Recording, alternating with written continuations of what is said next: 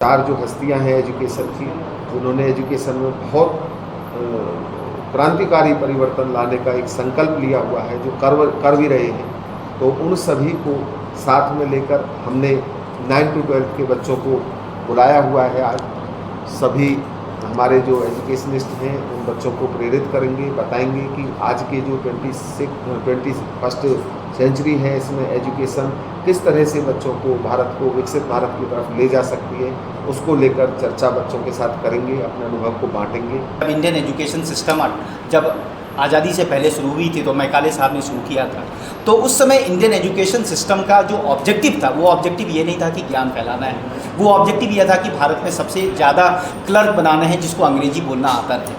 लेकिन ब्रिटिशर्स चले गए, लेकिन हमने एजुकेशन पॉलिसी में चेंज नहीं किया। मैंने 20 साल पहले इंजीनियरिंग की, मैंने वही किताबें पढ़ी है जो आज बच्चे आज भी पढ़ाई कर रहे हैं। तो आप जो कह रहे हैं कि सॉफ्टवेयर का काम चलता है, तो इंडिया का जो टेक्नोलॉजी है, इंडिया का जो साइंस है, वो सदियों पुराना है। बुद्ध, महावीर, उस ज़माने में नालंदा यूनिवर्सिटी हुआ करता था, तक्षशिला यूनिवर्सिटी हुआ करता था। अभी सर ने बड़ी अच्छी बात बोली कि गुरु और शिष्य का जो प्रचलन था वो ब्रिटिशर्स के ज़माने से ख़त्म हो गया, और इसी कारण से होलिस्टिक डेवलपमेंट जो बच्चों का था वो बंद हो गया, और सिर्फ हम लोग पढ़ाई का कीड़ा बन के रह गए। तो आई थिंक हम लोगों को उस डायरेक्शन में सोचना चाहिए कि जहाँ पर सिर्फ पढ़ना ही नहीं, बल्कि स्किल, बल्कि उनको खेल कूद में आगे, बल्कि उनको जिस चीज़ में इच्छा है आगे बढ़ने की, और उसी चीज़ को होलिस्टिक डेवलपमेंट कहते हैं। तो सॉफ्टवेयर बस एक इनेबलर होता है, लेकिन बच्चों का ग्रोथ वो किसी भी डायरेक्शन में होता है, और भारत उसके लिए पीछे नहीं है। और मैं बहुत खुश हूँ कि आज के दिन में लोग इस चीज़ को समझ रहे हैं। जब मैं देश विदेश जाता हूँ तो लोग कहते हैं कि नहीं, आजकल भारत वही पुराना गुरुकुल बनना चाहिए।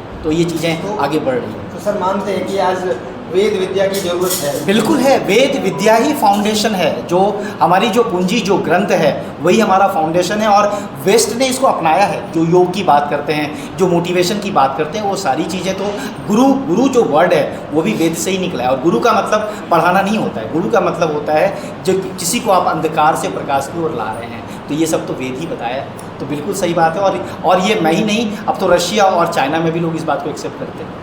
सर, जैसे देश इंटरनेट के क्षेत्र में तरक्की कर रहा है, वैसे अगर एजुकेशन क्षेत्र की हम बात करें तो जो विद्यार्थी हैं वो डिजिटलाइजेशन की ओर आकर्षित हो रहे हैं। तो एआई को आप किस तरह देख सकते हैं कि भविष्य में वो हानिकारक साबित होगी या विद्यार्थियों के लिए एक सुविधाजनक साबित होगी? मैं आपको एक छोटा एग्जाम्पल, और ये क्वेश्चन आपने बहुत अच्छा पूछा। 1996 में जब पहली बार कंप्यूटर लॉन्च हुआ था इंडिया में, उस समय किसी भी सरकारी संस्थान में कंप्यूटर नहीं हुआ करता था। सब लोगों ने उसको अपोज किया। सब लोगों ने कहा कि कंप्यूटर क्यों चाहिए, हम लोग तो टाइपराइटर में काम कर रहे हैं। बट मैं आपको बताऊं, कंप्यूटर और टाइपराइटर में अंतर है, और ये आज 20 साल के बाद सब लोग समझते हैं। जो एआई की जो लोग बात कर रहे हैं आज, उसमें से 90% लोगों को एआई समझ में नहीं आ रहा है कि एआई क्या है। तो मैं आपको छोटे लफ्ज़ों में बताऊँ, मैं टेक्नोलॉजिस्ट हूँ, मैं आपको एआई का एग्जाम्पल बताता हूँ। जैसे खेतों में लोग काम करते हैं, खेतों में लोग जो चलाते हैं, जो थ्रेशर चलाते हैं या मोटर चलाते हैं, तो आप हाथ से थ्रेशर चलाते हैं। आप हाथ से थ्रेशर चलाने के बदले में आपने मोटर लगा दिया, तो आपका काम आसान हो गया, उसको कहते हैं मशीन। अभी उसी मशीन को आपने ब्रेन लगा दिया, उस ब्रेन को कहते हैं आर्टिफिशियल इंटेलिजेंस। लेकिन जो ब्रेन बनाने वाला है वो इंसान ही है। तो मैं आपको बताऊं कि artificial intelligence is a very good slave, but it should never become a master.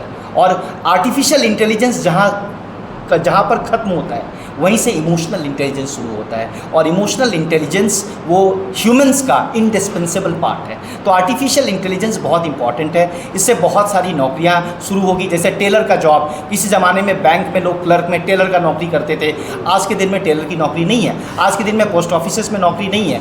लेकिन मैं आपको बताऊँ, एआई के कारण से बहुत सारी ऐसी जॉब्स आएंगी मार्केट में जो शायद हम लोगों को नहीं पता है, बट इन युवा पीढ़ियों को पता होगा। जो आज नहीं दिख रहा है, आज से 20 साल के बाद दिखेगा। तो ये अच्छा इंडिकेशन है, but at the same time इसका मतलब ये नहीं कि हम अपना इमोशनल इंटेलिजेंस भूल जाएं आर्टिफिशियल इंटेलिजेंस के चक्कर। सर, आपने एक सवाल और उठाया यहाँ पर, आपने कहा था कि भारत की जो शिक्षा पद्धति है, बच्चे विदेश जाकर पढ़ रहे हैं। तो आप क्या समझते हैं कि जो भारत की शिक्षा प्रणाली में कमी है या विदेश की जो शिक्षा प्रणाली है उसमें सुविधा ज़्यादा है?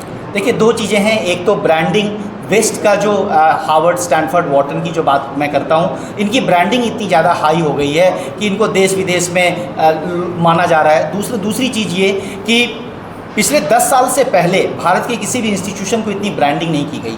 आज के दिन में आईआईटीज़ में, आज के दिन में एसआरएम यूनिवर्सिटी में, आज के दिन में केएल यूनिवर्सिटी में बच्चे अफ्रीका से आ रहे हैं, चाइना से आ रहे हैं। तो चीज़ें बदल रही है और आने वाले समय में भी बदलेगी, लेकिन आई थिंक इंफ्रास्ट्रक्चर का अभाव रहा है जो अभी चेंज हो रही है। मैं यहाँ सीबीएसई के भी लोग बैठे हुए हैं, मैं आपको बताऊँ नेशनल एजुकेशन पॉलिसी और skill development, NSDC, NSDA, sector skill council, CII, FICCI, NASSCOM, CII, ये सारी जो ऑर्गेनाइजेशंस है, ये सारी ऑर्गेनाइजेशंस पिछले 7-8 साल में इसीलिए बनाई गई है। और 2014 में जैसे ही मोदी जी आए, पहला काम उन्होंने किया कि स्किल डेवलपमेंट मिनिस्ट्री को अलग कर दिया। तो चीज़ें बदली है और अगले 10 सालों में आपको शायद ये दिखेगा कि लोग ब्रिटेन से, यूएस से और रसिया से लोग पलवल में आकर के पढ़ाई कर रहे हैं। निवेदन करूँगा डॉक्टर के गुप्ता जी जो हमारे आदरणीय गुरुजी भी हैं और एजुकेशनिस्ट और एमडी यूनिवर्सिटी के रजिस्ट्रार साहब हैं, तो आप सर से बात करेंगे फर्स्ट सेंचुरी को लेकर एजुकेशन की जो चर्चा बच्चों के साथ करेंगे वो किस तरह से। क्या कहना चाहोगे आज इस मौके? धन्यवाद।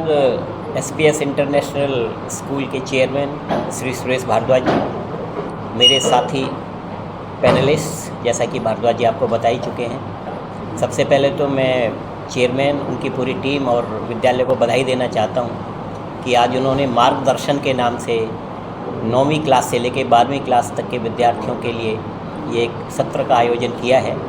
और उसमें जो इन्होंने विषय रखा है कि जो युवा है, युवा के सामने जटिलताएं क्या हैं और शिक्षा से और शिक्षण विद्यालयों से उनकी क्या अपेक्षाएं हैं। राष्ट्रीय शिक्षा नीति की बात हुई।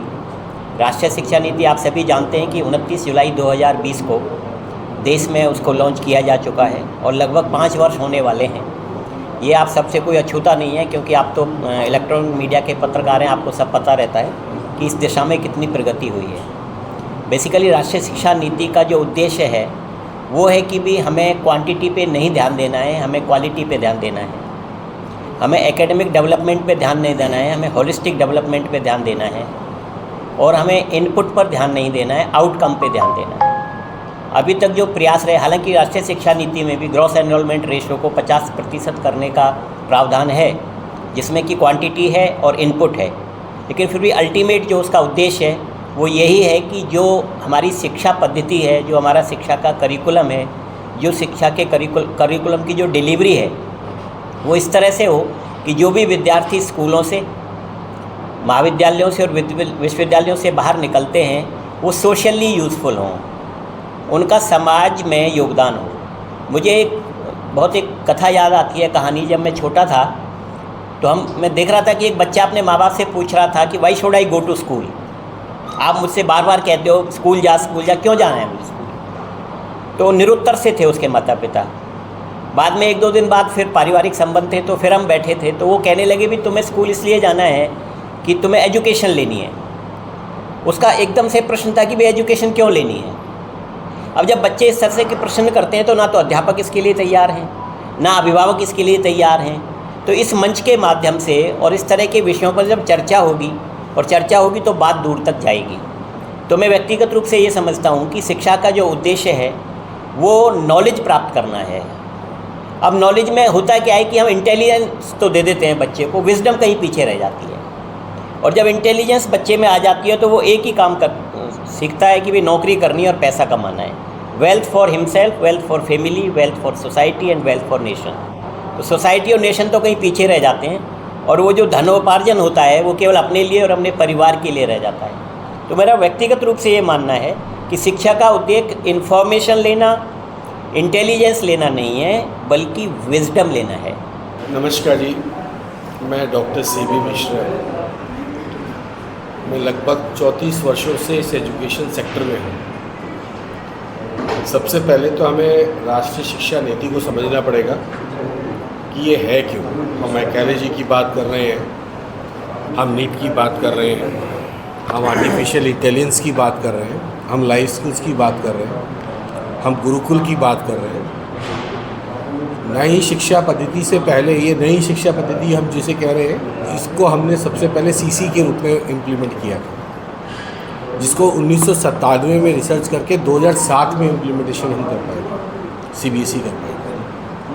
उसी का एक रूप आप देख सकते हैं, जिसके लिए हमने नई शिक्षा नेशनल एजुकेशन पॉलिसी के लिए जो काम किया 2012 से 2017, सर इस बात को जानते होंगे।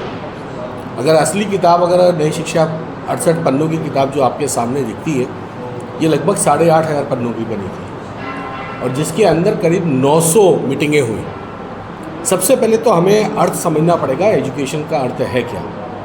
एजुकेशन पढ़ाने का प्रक्रिया नहीं है। एजुकेशन का मतलब है process of life long learning, teaching नहीं है। लाइफ लॉन्ग लर्निंग का अर्थ है कि लर्निंग, आप किसी भी समय किसी भी स्थिति में जाएं तो वहाँ से आप कुछ सीख सकें। सीखने की कला एजुकेशनिस्ट खिलाती है, जो गुरु लोग करते थे। वो टीचर नहीं करता, वो शिक्षक टीचर नहीं ले सकता, जिसे हम शिक्षक कहते हैं। शिक्षा तो कहीं भी ले सकता है, पेड़ के नीचे भी बैठ के ले सकता है, रिक्शे पे बैठ के भी ले सकता है, ड्राइवर से भी ले सकता है, अपने परिवार से भी ले सकता है, जानवरों से भी ले सकता है। तो शिक्षा तो कहीं से ले सकता है। लेकिन जो गुरु उसको अंधकार से की बात करते थे, जहाँ से सबने जैसा कहा कि अंधकार से निकालना है, तो उसमें लर्निंग होती थी जहाँ से वो ग्रहण करते थे। और लर्निंग में से अगर हम एल हटा दें तो पूरी पद्धति अर्निंग के ऊपर आ जाती है। आप लोग खुद ही यहाँ पे देख रहे होंगे जो कैमरा आप लोगों के हाथ में, तो शायद आपने कैमरे अपने कभी पकड़ने की कला सीखी नहीं होगी। अगर आपने आज ये सीखी है तो ये अनुभव के अनुसार सीखी, और या सीखी है ये आपने इंटरेस्ट के हिसाब से सीखी। और जो आप प्रश्न काल में प्रश्न पूछ रहे हैं या आपके दिमाग में जो रुचि पैदा हो रही है, ये हो सकता है कि शायद आपने 10वीं या 12वीं क्लास तक ना क्रिएट कर पाए। यही आज गैप फिल करने के लिए नेशनल एजुकेशन पॉलिसी काम कर रही है। जो 21 सेंचुरी स्किल, 21वीं शताब्दी, सबसे पहले हम स्किल को समझें। स्किल क्या है?